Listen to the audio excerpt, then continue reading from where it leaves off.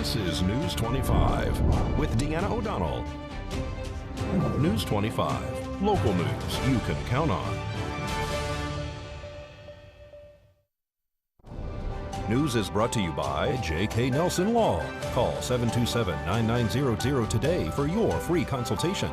If you need a lawyer, you need Nelson. Welcome to News 25 here on KPVM TV and Ace Country Radio. It's Monday, August 9th. Well, one of Pahrumph's most dangerous intersections is once again the scene of a crash as two vehicles collide there Monday afternoon. Two people were transported by Pahrump Valley Fire and Rescue ground ambulance to Desert View Hospital following a two-vehicle crash that occurred this afternoon on Highway 372 and Highway 160. According to Fire Chief Scott Lewis, 3 people were evaluated at the scene of the crash. Nye County Sheriff's Office auxiliary units and deputies diverted traffic around the accident while the investigation was conducted by the Nye County Sheriff's Office Traffic Division and Nevada Highway Patrol. Both vehicles sustained major damage. How the accident occurred is still under investigation. And it was a tough start to the week for a Pahrump Valley disposal driver. A dumpster filled with trash fell off his truck on Highway 372. The dumpster, filled with what appeared to be construction debris, tipped and fell off the side of the truck as it went through the roundabout at Highway 372 and Blagg Road around 10 o'clock Monday morning. The driver was not hurt and the truck itself remained upright. The dumpster, however, fell onto the roadway in the southeast portion of the traffic circle, spilling trash on the pavement and onto the landscape shoulder just feet away from the Green Valley Grocery gas station sign. Nye County Sheriff's Office deputies had to close a portion of the roundabout while crews cleaned up the mess, and that closure lasted for more than 2 hours. Luckily, the falling dumpster did not strike another vehicle or any other structures. No word on what caused the dumpster to fall off the truck. Well, August 7th was Purple Heart Day, and Saturday evening, dozens of people gathered at the Veterans Memorial inside the Chief Tacoma Cemetery here in Pahrump to honor and remember military service members who've received a Purple Heart. Many years ago, in 1782, he wasn't president then, George Washington created the Purple Heart Merit Badge. And in 1932, the Army reestablished it on August 7th, and we've celebrated Purple Heart Day on August 7th every year since then. So here in Pahrump, we're no different, and we have celebrated Purple Heart Day. We had a fantastic turnout. The people were here, the speakers were good, everything was very, very well done. Commissioner Carboni was the MC, and we had other commissioners here as well, but some of the dignitaries that were here, we had quite a few. And we also had, as a speaker, the Deputy Director of Nevada Department of Veteran Services, Fred Wagger. He was one of our speakers. The other speaker was our Assemblyman, Greg Hafen. So we have all kinds of support, and we're so thankful for the support that we get. This community goes out of their way to say thank you for veterans. And for Purple Heart Day, again, it's something that they do, and we are just so thankful for all of their support. And we thank you all for your service and giving the ultimate sacrifice, and to those who have given the ultimate sacrifice and, of course, earned that Purple Heart. That was brought to you by the Disabled American Veterans Chapter 15. Just last week, the Nye County Commissioner signed a proclamation recognizing August 7th as Purple Heart Day here in the town of Pahrump. Well, the Nevada Department of Employment, Training, and Rehabilitation wants to ensure all claimants receiving federal extended unemployment benefits know that these benefits expire at midnight on September 4th. This applies to the following federal programs: federal pandemic unemployment compensation, which provides an additional $300 weekly payment for any claimant that is eligible for at least $1 of underlying unemployment compensation programs; pandemic unemployment assistance, which provides benefits for claimants who are unemployed as a direct result of COVID-19 and not eligible for regular unemployment compensation, or PEUC, which includes those who are self-employed or gig workers; pandemic emergency unemployment compensation, or PEUC, which provides an extension of benefits after a claimant exhausts regular unemployment compensation benefits; state extended benefits, which provides an additional 13 weeks of federally funded benefits to claimants who have exhausted their regular unemployment compensation benefits during periods of high state unemployment rates. News 25 will return right after this break. You're watching News 25, the most recognized and farthest reaching local news in Nye County. News 25, local news you can count on. Well, the state of Nevada is still mourning the loss of one of our heroes that was killed during his service. Law enforcement, the general public, family, and friends gathered Friday morning for a heartbreaking goodbye that came way too soon for a Silver State hero who was tragically killed in the line of duty. Nevada Highway Patrol Trooper Micah, who was just 46 years old, married, and the father of two, was struck by a vehicle driven by a fleeing criminal in Las Vegas on Tuesday, July 27th. The trooper was laying down spike strips to deflate the vehicle tires in an effort to stop the armed carjacking suspect when the suspect hit the officer and he went through the windshield on I-15. May died in the hospital 2 days later. The incident began with a chase on service streets in North Las Vegas and ended when the fleeing car was disabled and stopped on the freeway by NHP vehicles, and the 60-year-old suspect was fatally shot by law enforcement officers. During 13 years with the Highway Patrol, Officer May received awards for apprehending impaired drivers and a Departmental Medal of Valor in 2014. Friday's funeral was held at the Central Church, and the procession made its way to the Palm East Cemetery. His casket was brought by the Honor Guard and saluted by law enforcement officers as helicopters flew overhead, and his wife Joanna May followed behind. Las Vegas Mayor Carolyn Goodman spoke at the ceremony, as well as May's two younger brothers. Both of the troopers' parents, wife, and young children sat in the front row of the church to lay the local hero to rest. And that is still under investigation as to the shooting and the accident, of course, in whole. August is Psoriasis Awareness Month, and if you are unfamiliar with the skin disease, it affects more than 3% of the adult population here in the United States. Psoriasis is an inflammatory skin disease that leads to a rash on the skin. It most commonly affects the elbows and the knees, but can really occur anywhere, like the scalp or the hands or even the genitals.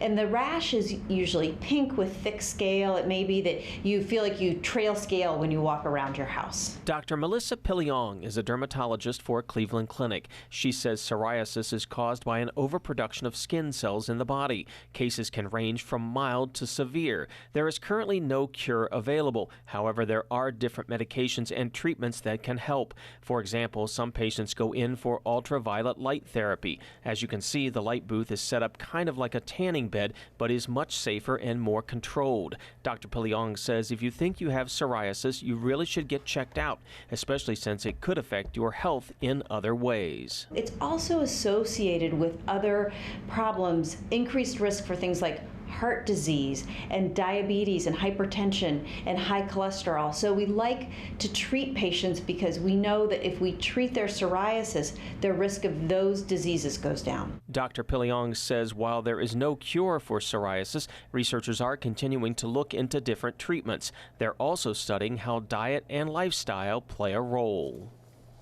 Thanks to Brad Francis for that report. Well, the VA Southern Nevada Healthcare System is launching a new public-facing website August 11th that will give veterans, families, caregivers, and all other visitors better service and an easier online experience. It will replace the current website, which, like that of most VA medical centers, dated from almost a decade ago. VA facilities around the nation have made changes to better meet the needs of their website visitors, and they have built an all-new website template for medical centers and other facilities. Veterans' feedback was used to develop a site that provides everything that veterans, families, and caregivers need to prepare for a visit, get care, and connect with the veterans and the VA healthcare team.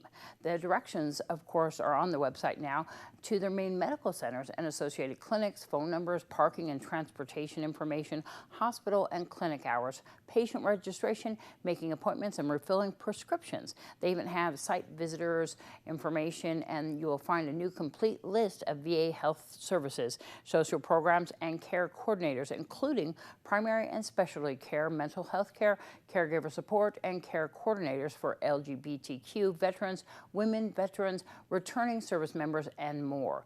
Around half of their website traffic is on mobile devices, and they have built a mobile-first user experience that gets visitors to all content and tools in just 1 or 2 clicks, including online scheduling, prescription refills, and access to medical records. A new list of health services that uses patient-friendly names and descriptions, new social and health program pages that will make it easier to connect veterans and their caregivers with care coordinators to help them with their health care journey. Well, tonight, episodes 3 and 4 in our 6-part series of the HBO documentary called Small Town News, which airs Monday nights on HBO and HBO Max, will be held, and we will be at the Artesian Cellars tonight at 6 p.m. celebrating with Josh Westerman and Greg Cardarelli for their birthdays. And this is a no-host event, and all are invited to come on down. We're going to show you a little bit of that tonight.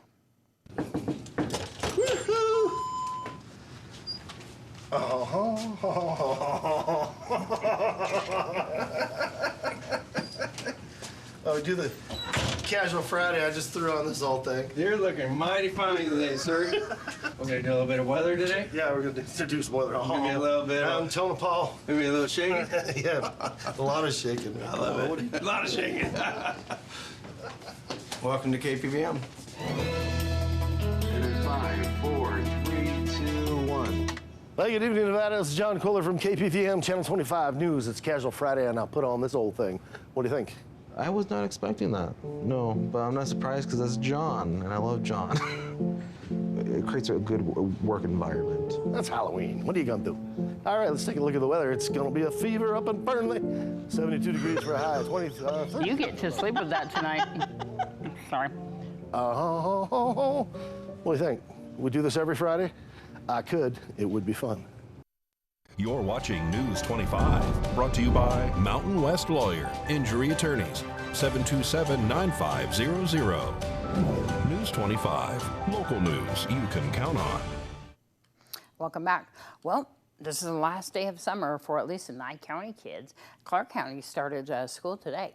Well, for teachers and school leaders taking advantage of a unique summer school program in Milwaukee, that spells opportunity. A Center for Urban Teaching provides educators the tools they'll need to become the best of the best at what they do. Kim Martinez reports. While this may look like a day of fun, in actuality, this is just a small part of the serious business the Center for Urban Teaching, or CFUT as it's called, takes on each summer. 10 days of instruction for teachers and school leaders in Milwaukee.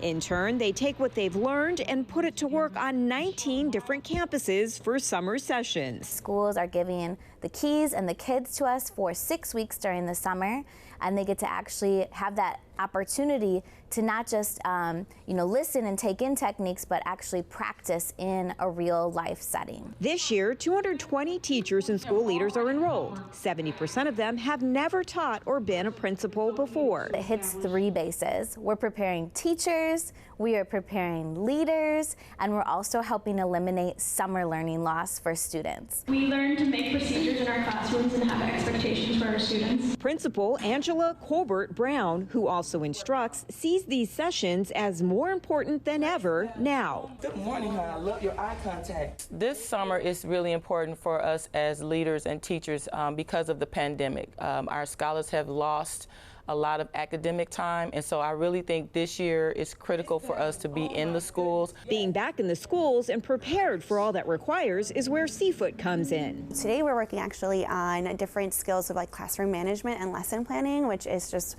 everything that teachers do. Elizabeth Avales is among those teachers who will be principals next year. She says what they're learning combined with hands-on opportunity is vital.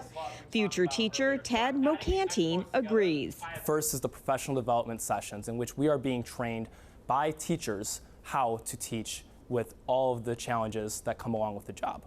The second is the immersion tours. We see what good teaching looks like. It gives us those critical at-bats by giving us hundreds of hours in the classroom before we even start our student teaching experience. Teacher quality is considered the #1 determining factor in student achievement. CFUT's goal is to ensure their participants are getting what they need to become those quality teachers. Kim Martinez reporting. Thanks so much, Kim. Well, if you want to adopt a really great dog, Darby's going to introduce us to one at Desert Haven Animal Society named Moby. Hi, I'm Darby here at Desert Haven Animal Society, and today we are joined with Moby. Moby is a 1-year-old yellow lab mix. He is beautiful, a little bit on the bigger side for a large dog. He is gorgeous. He has like white eyes. They're so icy blue that they almost look white. He has this beautiful yellow coloring and these little white patches on the end of his tail. He has this little white mark, and he actually has this little white mark on his forehead. Moby is a little bit shy, which is perfectly fine. He is just not adapted to go and being at the shelter, though he's been here for 2 months. So Moby needs to go and have someone who's very patient with him when they come out and meet with him in the yard. You need to spend a minimum of 15 minutes with him. He would prefer, the best way to go and get Moby to warm up to you is to go and get a little lower, maybe even crouch down so that he can feel approached, like you could approach, that you are approachable to him. Because a lot of dogs, they feel a little insecure when there's a human going and towering over them. It makes them feel kind of insecure about that. He's not an insecure doggy, he's just not adapted to his new environment. Moby would definitely go and get very well adjusted in a home. And adapt to his new family and be very, very protective. Lab mixes are wonderful family dogs. The most stereotypical family dog with a little white picket fence is a yellow lab. So if you want to go and have a wonderful family dog, I suggest you come and see Moby and all of his friends here at Desert Haven Animal Society. You can give them a call at 775-751-7020, or you can look them up on their Facebook page at Desert Haven Animal Society. News 25 Weather Cam is brought to you by Lerner and Rowe Injury Attorney's Office in Pahrump. In a wreck, need a check? Call 702-877-1500. We're taking a look outside at that beautiful town. There's a lot of smoke still in the air from those fires. We're going to tell you about that. And there's also a chance for thunderstorms on Wednesday. Right after this break, John will give you some details. News 25 weather is brought to you by Dairy Council of Nevada. The splash of cream in your coffee, the dollop of sour cream on your burrito, the melted toasty cheese on your pizza. Undeniably delicious, undeniably dairy. Enjoy what's real. Hi, good evening, Nevada. It's John Kohler from the KPVM Channel 25 Weather Studios, and what a delight and privilege it is to be here presenting the weather. Look at that. I'm going to practice that. I can get some spokesmodel gigs maybe. Hey, check out the weather up and down the state. We're kind of getting a break. Looks like a bunch of 90s everywhere. Mid-90s, Fernley, Fallon, Carson City. Tonopah, you're in low 90s along with Goldfield at 93. Beatty, you're screwing up the trend. What? Why? 100 degrees, triple digits. 107 in Amargosa and Las Vegas, out in Death Valley, all the way up to 116 degrees today. But here in the paradise of Pahrump, well, let's take a look. 102, not too bad. Actually, it's our high today also. Winds kindly out of the south-southwest at 13 miles per hour. Humidity at 9% this morning as the sun rose at 5:57 a.m. It's setting this evening about 7:40 p.m. Make a plan to enjoy the beautiful sunset under the increasingly cloudy skies. We're going to get some clouds here this next couple of days, actually the whole week as we plow on into it. Let's over here. Yeah, there it is. Look at that, clouds, blue. And chances of rain throughout the week other than Friday. Friday's just going to be kind of a nice shady day. Temperatures hovering pretty close to 102 degree mark throughout the week. Winds staying kindly under about 10 miles per hour. And just some rain here and there throughout the week. It'll be just a little bit swampy. So we'll look forward to that as we head on into the week and making those plans. So good deal. Back to the desk. Here's Deanna. Thanks so much, John. Well, the Nye County Recorder's Office here in Pahrump is closed to the public until further notice due to those repair issues from the recent flooding. And a drop box has been set outside the Pahrump office door for the public. The Tonopah staff is still in the office, and the Pahrump office calls are being forwarded to that office there in Tonopah. eRecord continues to operate as normal. For more information, you can go to nyecounty.net.